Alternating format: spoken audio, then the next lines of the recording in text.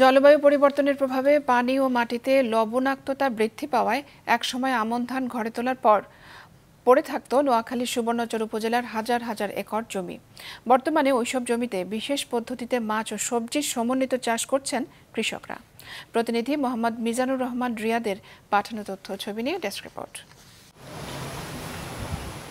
বিস্তীর্ণ মাঠ জুড়ে সবুজের সমারোহ, এক চিলতে জমিও অনাবাদি নেই। যতদূর চোখ যায় ততদূরই সারি সারি আইল, তার ওপর মাচায় লাগানো হয়েছে শিম, করলা, বরবটি, মিষ্টি কুমড়া ও শশাসহ বিভিন্ন ধরনের সবজি। মাচার নিচে টলমল করছে পানি, সেখানে চাষ করা হয়েছে দেশীয় প্রজাতির মাছ। এমন দৃশ্যের দেখা মেলে উপকূলীয় জনপদ নোয়াখালীর সুবর্ণচর উপকূল জুড়ে। এক দশক আগেও এ চরাঞ্চলে লবণাক্ততার কারণে চাষাবাদ হতো না বললেই চলে।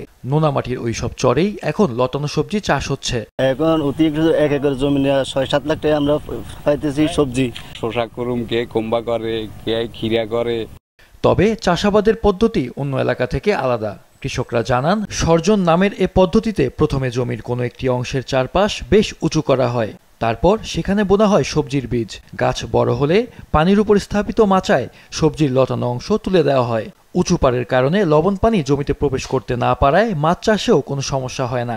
নিচে মাছ চাষ করতেছে তেমন একটা আদার লাগে না, যেমন মনে করতে মাটি আর ওই যে ঘাস কাপ আর নিচে তুমি পোকামাকড় হয়ে এটা খায়। মাছের চাষ করাতে আমরা 1.5 থেকে 2 লাখ টাকার মাছও পাইতেছি প্রতি একর জমিতে।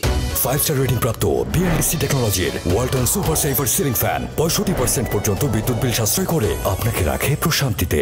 ওয়ালটন ফ্যান হাওয়া বদলে দেয়। সুবর্ণচরে উৎপাদিত সবজি নিজ জেলা ও আশপাশের অঞ্চলে চাহিদা মিটিয়ে কয়েক বছর ধরে মধ্যপ্রাচ্য ও ইতালিতে রপ্তানি করছেন কৃষকরা। তবে স্থানীয় যোগাযোগ ব্যবস্থা খারাপ হওয়ায় বাড়তি পরিবহন খরচের কারণে লাভ কম হচ্ছে বলে জানান কৃষকরা। আমাদের রোড ঘাট আমাদের ভালো না, গাড়ি আসতেছে না। রোডের অবস্থা ভালো না, ব্রিজের অবস্থা ভালো না। এই জন্য সরকার আহ্বান উন্নয়ন দেন, রোড এবং কালভার্ট এটা যাতায়াত অতি দ্রুত দেন। শহরের লোক আমরা যোগাযোগ করে আমরা ন্যায্য মূল্য আমাদের পারিশ্রমিক আমরা পাইতে পারি। কৃষি সম্প্রসারণ অধিদপ্তরের মতে 2024-25 অর্থ বছরে সুবর্ণচর উপজেলায় 14,589 হেক্টর জমিতে সবজির চাষ হয়েছে এবং ফলনের লক্ষ্যমাত্রা ধরা হয়েছে 2,36,693 টন, যার বাজার মূল্য প্রায় 895,91,20,20,000 টাকা।